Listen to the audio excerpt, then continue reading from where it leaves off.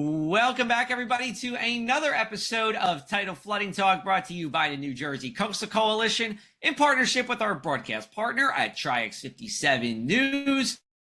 It is Joe. We have Palma here. We are chatting about everything today. Margate in our episode of Tidal Flooding Talk. Palma knows a little bit about Margate because she is our Margate construction coding building official queen here. So she works in Margate. So we're looking forward to this.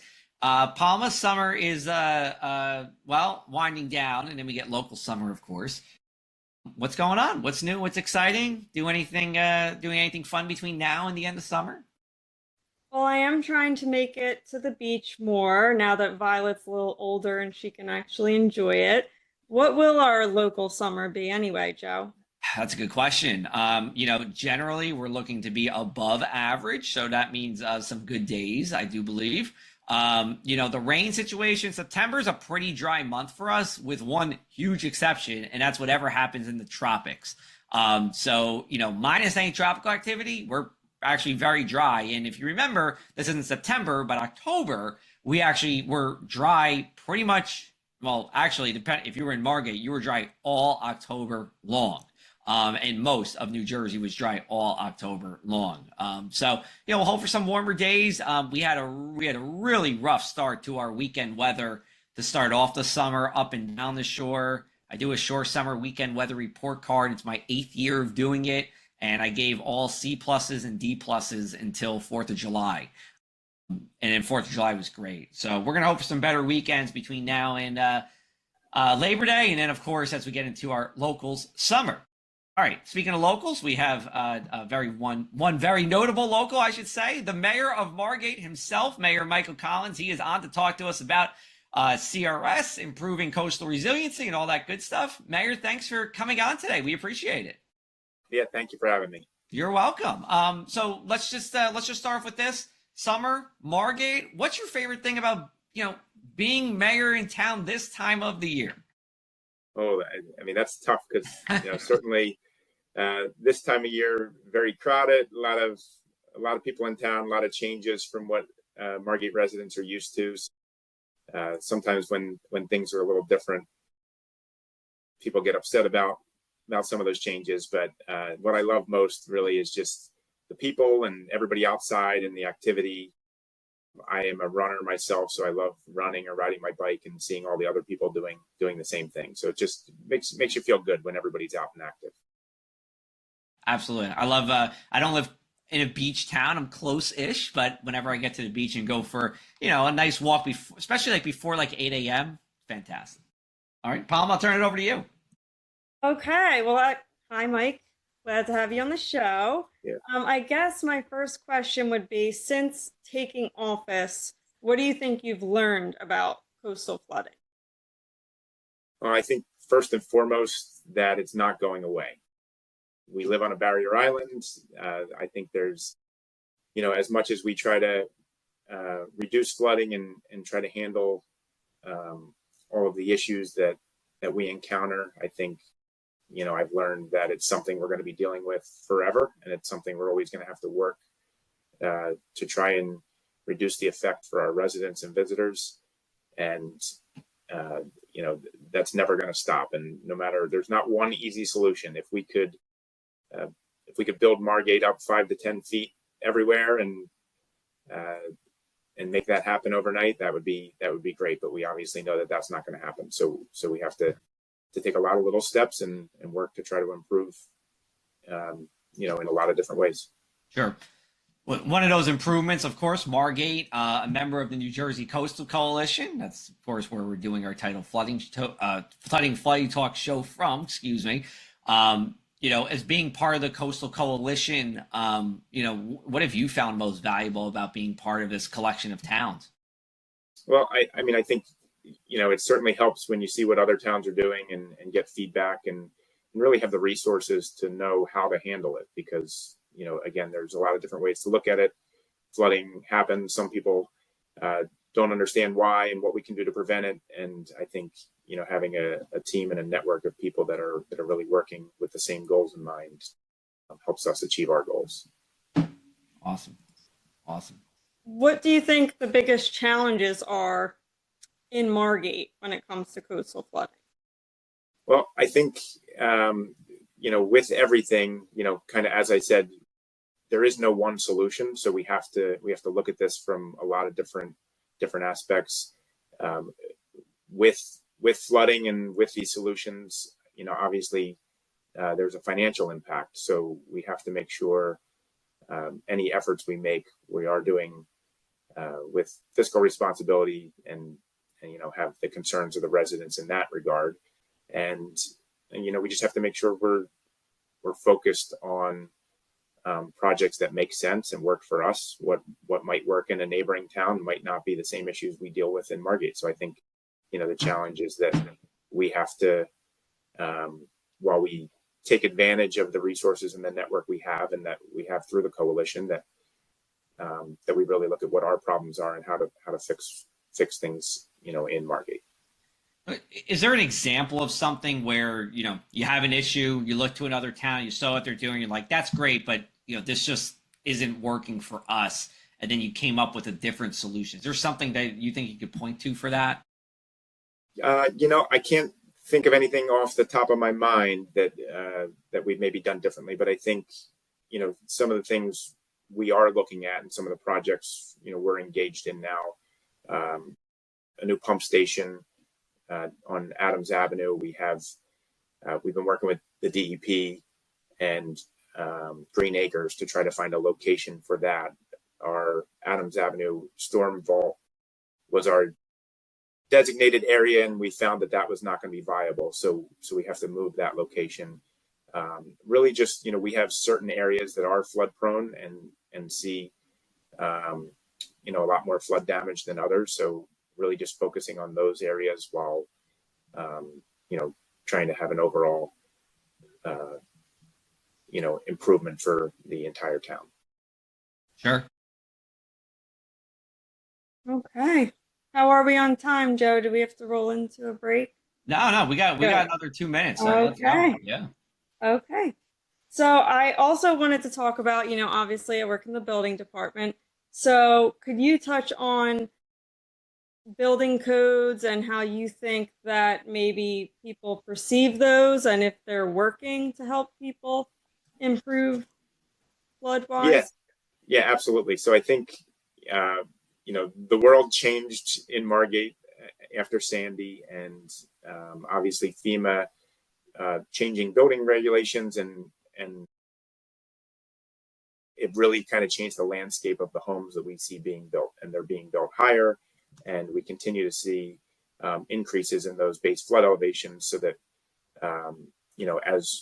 as our experts look to the future and they say, what are we going to be encountering down the road? Are we going to be prepared? So I think we see this construction all adhering to these new requirements, but a lot of the residents don't like it because, maybe they've been here for 50 years and they could be, one-story ranch home, and, the neighboring house gets purchased and a new house gets constructed there, and now it towers over their house. And, a lot of people don't like that because they feel it's out of place or it loses, some of the character of what Margate was. But the reality is it's a necessity for us to, move into the future and make sure we're prepared for what happens next. And, Yeah. While. No, go ahead. I'm sorry. You can finish. No, yeah, I was going to say, while we pray we don't have to encounter another Sandy. And I think, we can all agree to that. They're better shape than we were years ago. Yeah, absolutely. I think, not only in Margate, but up and down our coastal communities, with the New Jersey Coastal Coalition, that's what we've aimed to do. All right, we're going to take our first break here. We're going to come back on the other side, and you are listening to Tidal Flooding Talk. Thanks to the New Jersey Coastal Coalition, your flood insurance bills are lower and your streets safer from the reality of flooding. Since beginning in 2013, we build more resilient shoreline communities. Our member towns develop and share in best practices that anticipate future concerns and create flooding solutions. From our town-specific free web app for flooding information to our weekly Tidal Flooding Talk show, we focus on flooding 24/7. Visit www.njcoastalcoalition.com for more. Hello and welcome back. You're watching Tidal Flooding Talk. How they communicate with each other. And, I believe, so when a storm occurs, again, it's all hands on deck, communication. Public Works is my department. I'm mayor and commissioner of Public Works. So, I can just speak a little, regarding them. And, they're out, they're doing whatever they can. If there's any cleanup associated with it, if there's any barriers that need to be placed in order to let people know, a street's blocked off. And again, all the communication goes through our police department and fire department so that we're really working all together. And it's really a seamless effort. I never hear any power struggle. Everybody's always willing to lend a hand. And I think I couldn't be happier. And I think that was what I was most impressed with when I became mayor, because these are the things you don't see necessarily as a resident. You don't see how it works behind the scenes.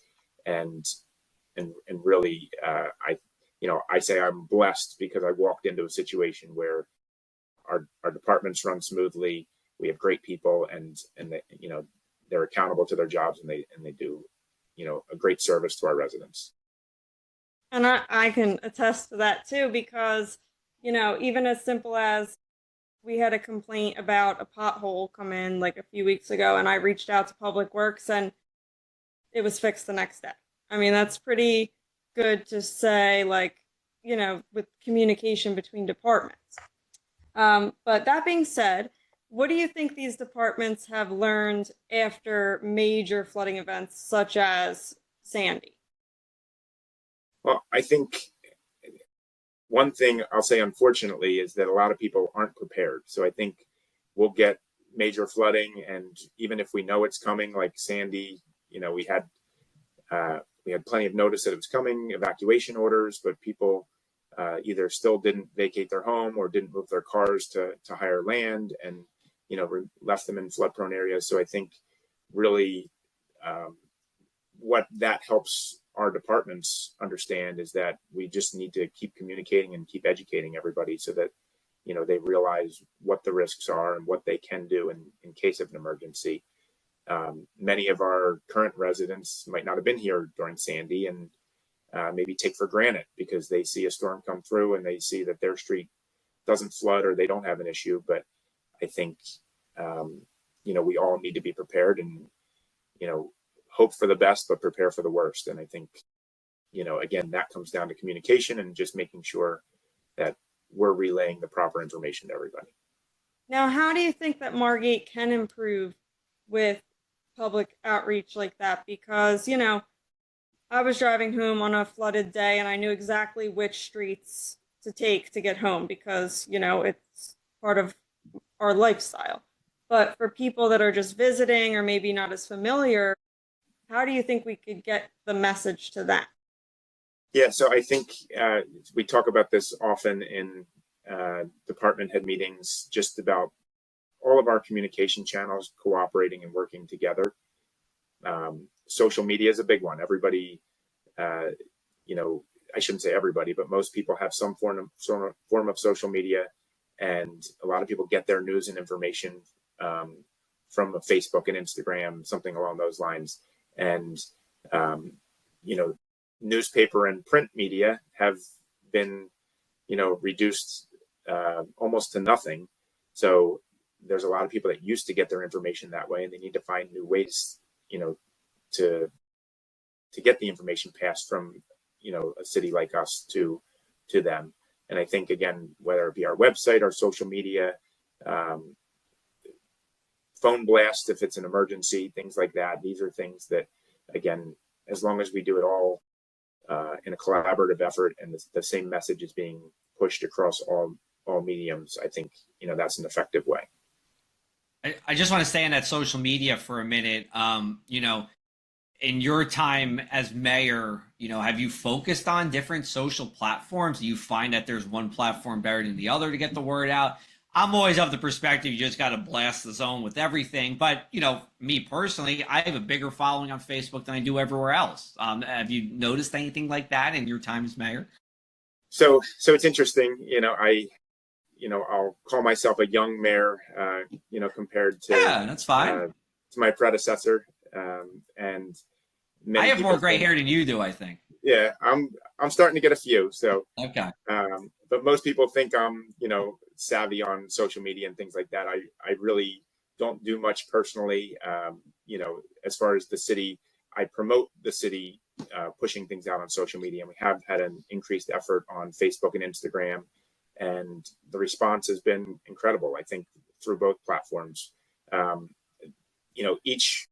I think each platform has their own demographic that it targets. So I think it is important, again, that we use all of them, because different people get their information from different sources. Now, do you think there's also a challenge with social media? Because, we've talked about it in the past where someone might see, okay, huge storm headed our way, but they might not realize that post is from 3 weeks ago. Oh, Yeah, I could so talk a lot about that one, yeah, but I'll let you respond first. yeah, I mean, I could be pretty quick here. I think I struggle with social media pretty much for that reason, because I think anybody can really put whatever they want up. So are you getting something from a reliable source? Are you not? Is it a trustworthy source? Again, is it from a year ago? Is it relevant to me and my current situation? So I think that can be misleading and challenging for some that maybe aren't as savvy on the platforms. I just want to chime in real quick on my weather Facebook page. Sometimes I will have something from 3 days ago of severe weather, severe weather coming to the Jersey Shore. And in 3 days, 3 days later, people are still commenting, what time is this? Where is this? I'm like, oh my God, so this was 3 days ago. But, on Facebook, I mean, most of the social platforms, right? I mean, the time's like this big on the thing. So I don't blame anybody specifically, but, I've made an effort, and I still need to do better on making sure that I label those times, whether it's on the graphic you put or even in the post itself, because that is super important, especially when I mean, hopefully we don't get into a hurricane this season, but the information on Monday at 8 a.m. could very well be different than the information Tuesday at 8 a.m., right? But you need to make sure that most recent information's out there. So anyway, with that, we're going to take another break. We'll come right back for our final segment here on Tidal Flooding Talk.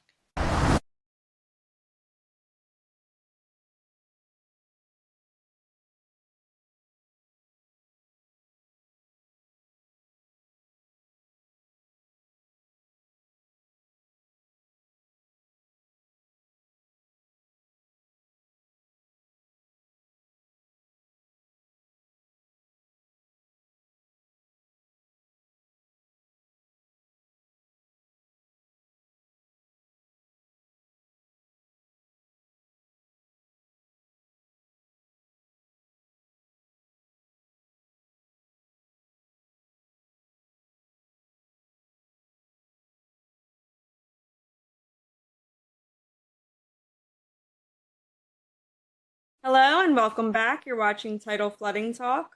We are brought to you by the New Jersey Coastal Coalition, and we would like to remind our viewers that it takes a whole community. Flood safety starts with strong leadership, good planning, and informed residents. Your local government plays a part, but so do you. Check your flood zone, protect your property, and stay alert during storm season. When everyone's prepared, the whole community is strong. Awesome. So we are continuing our conversation with Margate Mayor Michael Collins here. We're talking about, as far as CRS, community rating system, Margate 25% discount. You guys cooking anything up in Margate to improve upon that? Are there areas that you see that you want to target during your time as mayor? And at the very least, how are you guys maintaining your CRS status as well at that class 5 where you get that 25% discount? Yeah, so I think number one, it's important that we work to keep that rating high and keep pushing to try to advance that, because it does save our residents on their flood insurance. So I think all the efforts we go through, they have a direct impact on our residents, and it's really important that we again try to achieve the goals that we have set forth. I think, and again, I give a lot of credit to Palma and our construction department, because I think they are constantly pushing to improve our rating and again, try to save even more money for our residents. And I think, first and foremost is just our construction standards, making sure we're compliant with FEMA, compliant with the state standards, and, all new construction is meeting the new floodplain requirements. And I think really just, anything we can do in that sense in order to really, again, educate the people, make sure everybody is aware of why we have these requirements, what their benefits are, and really that we're not just trying to regulate and do things for no reason. That really it does have a direct impact, one, on, as we said, their insurance premiums, but two, on the likelihood of them not having damage during a future storm. Now, I would like to know, what are some of the common questions you get from people regarding floodplain development and these requirements? And do you think that a lot of people have misconceptions of maybe who is putting these requirements in place? Yeah, absolutely. I think, right away, people, I'd say even actually before I was elected, when we were campaigning and walking and knocking on doors, that was the big topic. Why are the houses so big? Why are they so high? We didn't get water here during Sandy and on this street. We didn't have an issue. And a lot of people think that it is really Margate dictating that. And when you try to explain that these are regulations coming from the state and federal government, that, they almost don't want to hear that, because, they're talking to us and we're the ones that they're dealing with on a daily basis. But, I think really the main misconception is that my house doesn't need to be that high. Why, it like I said, it doesn't flood on my street. We don't get water here. But again, I think one thing that we all have to do is look not just to 1 year down the road, but look well into the future and say, what is this island going to look like? What are we, what other storms are we going to encounter? How are we going to address them? And are we prepared? And I think this is, it's a process that takes a long time. In Margate, we've had so much new construction that I'd say we're above the curve from a lot of other coastal communities, because the houses are being built at the proper flood levels. Right. And two, Sandy was 13 years ago at this point. Even what people would say Winter Storm Jonas, that was 9 years ago at this point.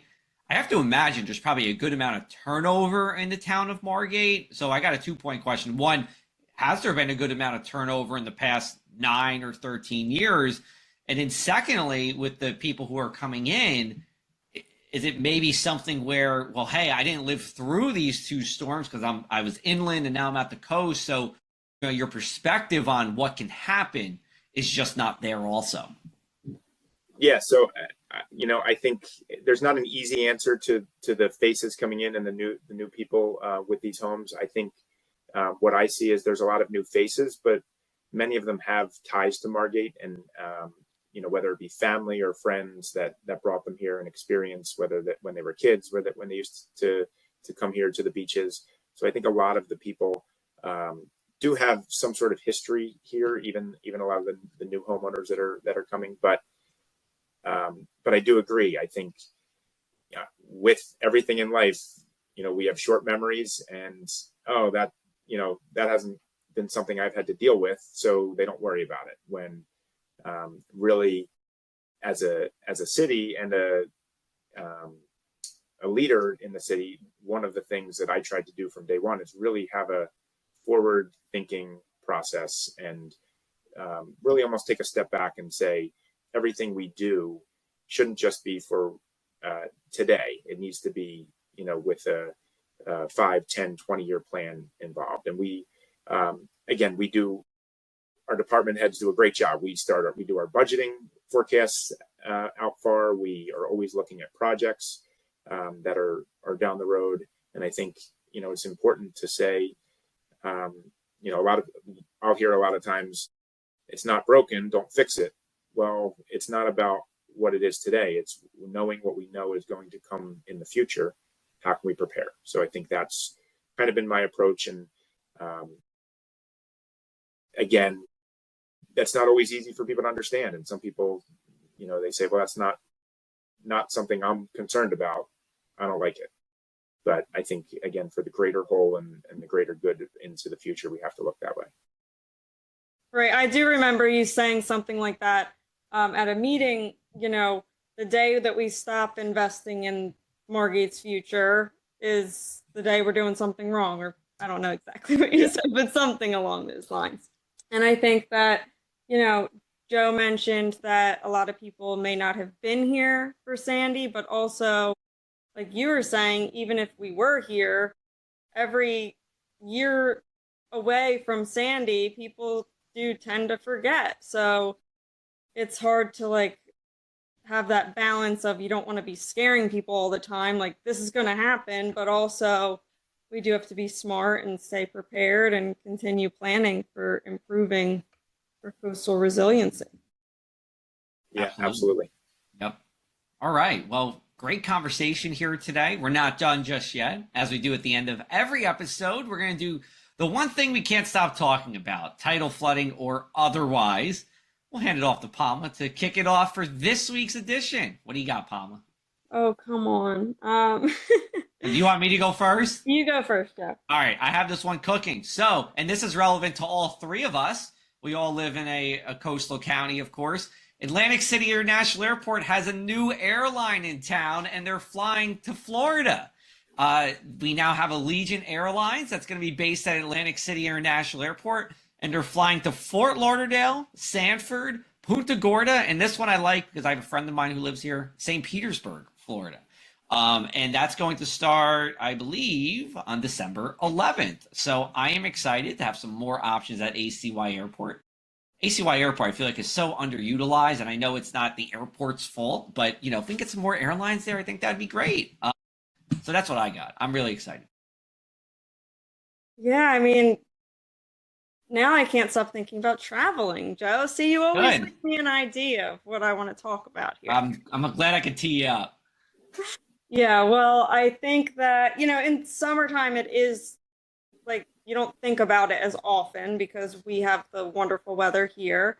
But I have been considering a trip this fall. I just haven't figured out all the details. I think we might go to Florida to see the Flyers-Panthers game during Thanksgiving. So that's what I'm excited about. The Stanley Cup winning Panthers. Yes. That's gonna be a big one. All right, Mayor, you're last here. All right. So, Palma mentioned the fall, and it just made me think, back to school and, how beautiful the falls are in Margate. And I think, I love the summer. I love the beach. I love being on the water. I love, every aspect of summer. I think the routine of September with kids in school and, I think their daily routine and, maybe allows me to have a more steady work schedule and be more consistent with my time. I think, I always enjoy that. And then you add in the fall weather and, our beaches are still great. And I mean, we're really blessed here and football season starts too. So that, my son plays for the Ventnor Pirates and, that's always fun. But then of course, college football and the NFL, I'm a big fan. So not that I want to wish the summer away. We always look for those September weekends and look forward. Yeah, I mean, listen, there's no better place to be in New Jersey than the shore during the month of September. That's for sure, no pun intended. And we have Margate Fall Fest, right? Yes. That's always what day is that? So it's Saturday. I want to say September 27th. It's that last weekend and Saturday and Sunday. Last weekend of September. Awesome. Awesome. Yep. Great. Yep. And it is the 27th. Looking at my calendar now. That's perfect. So if you're at the Jersey Shore, you want something to do Saturday, September 27th, go down to Margate Fall Fest. It's a very nice time, as it always is in Margate. All right, Mayor. Well, thank you so much for the time. We appreciate it on this week's episode of Tidal Flooding Talk, brought to you by the New Jersey Coastal Coalition in conjunction with our partners at Triax 57. We'll have a new episode for you next Tuesday. Until then, everyone, take care and enjoy the rest of the week.